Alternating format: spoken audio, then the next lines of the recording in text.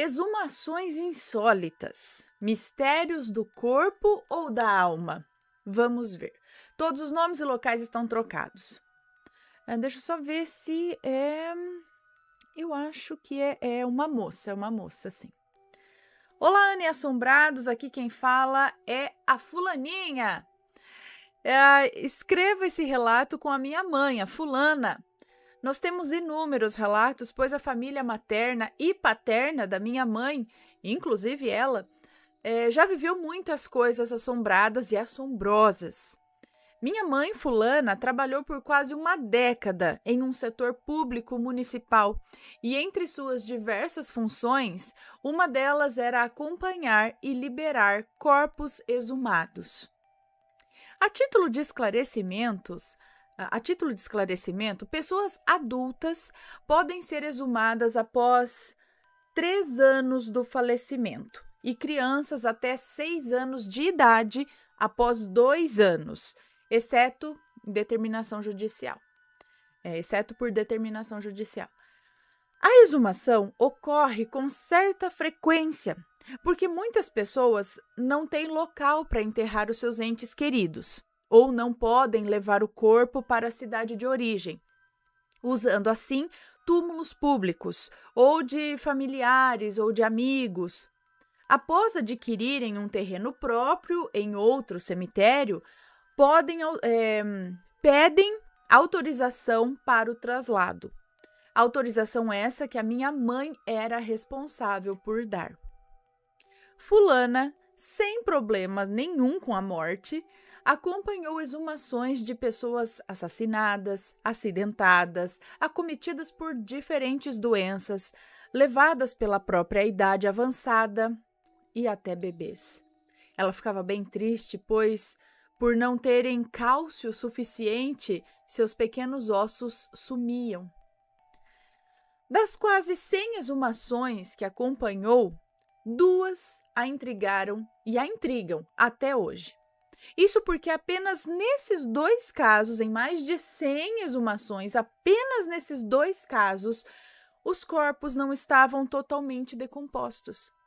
Visto que nos demais, os restos mortais, ossos praticamente, cabiam em uma pequena urna de 31 por 54 centímetros. Aí a Ana me pergunta, onde está o mistério, fulaninha? Ele vem agora. A fulana nunca teve nojo, nem medo, nem nada do tipo. Porém, em uma das exumações, o corpo de um jovem de 20 e poucos anos estava praticamente intacto.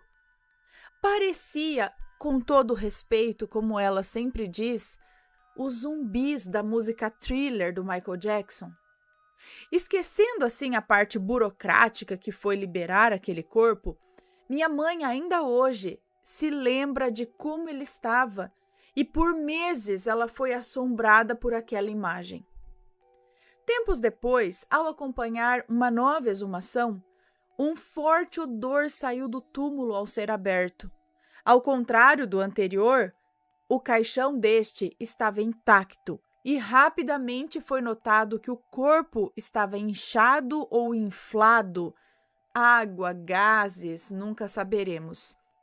Por respeito e concordância da família, não abrimos o caixão e o mesmo foi encaminhado ao carro funerário que encostou quase ao lado, carregando... Não abrimos o caixão e o mesmo foi encaminhado ao carro funerário que encostou quase ao lado e foi carregado por 6 homens que se esforçaram ao máximo, dado o peso daquele caixão. Incrivelmente, o caixão aguentou todo o percurso até o novo cemitério, porque estava muito pesado, o que é incomum, né, gente? Porque pelo que ela fala aqui, depois de, no mínimo, essa exumação levou, no mínimo, 3 anos. E em 3 anos, né, pelo que eu não sei, mas era para estar bem menos do que isso. Enfim. Cadê? E incrivelmente o caixão aguentou porque foram 6 homens fazendo um super esforço para levar aquele caixão mesmo depois de todo esse tempo enterrado. A fulana, já amiga ali do pessoal do cemitério, questionou a probabilidade dos 2 corpos não serem decompostos, né? Por que esses 2 corpos não foram decompostos? Quer dizer, ou bem pouco decompostos.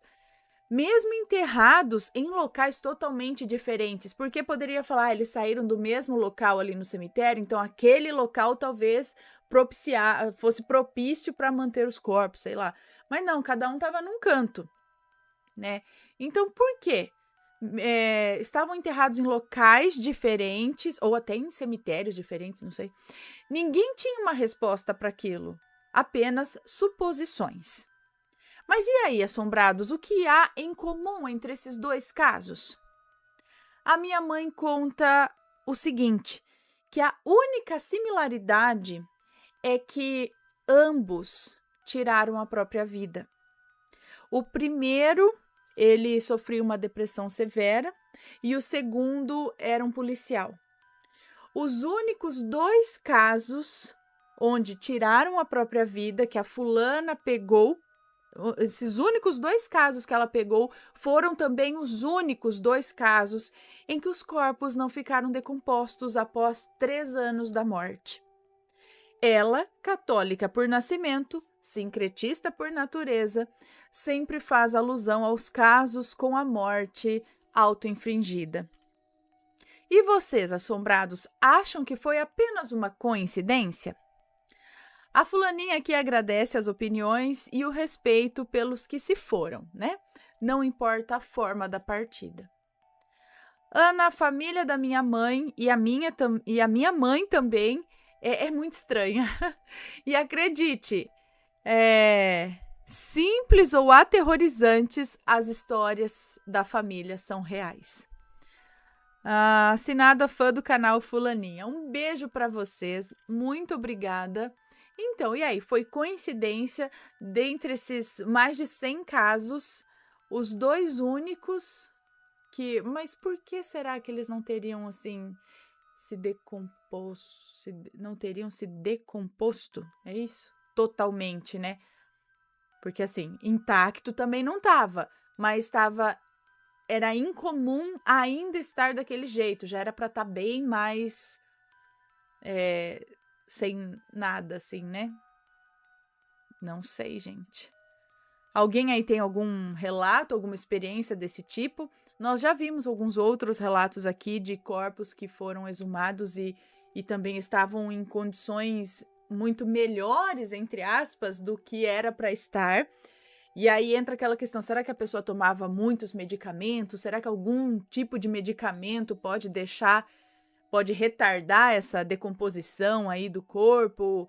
Será que alguma coisa pode afetar isso? E a coincidência de que os 2 tinham tirado a própria vida, será que tem alguma coisa, alguma relação? Por quê? Né? Interessante. Se alguém aí tiver uma ideia, uma história, manda pra gente, deixa nos comentários. Se for comentar, que seja com respeito. Ok, beleza. Deixa eu ver outro aqui. Deixa eu ver se eu dar beijinho aqui no pessoal.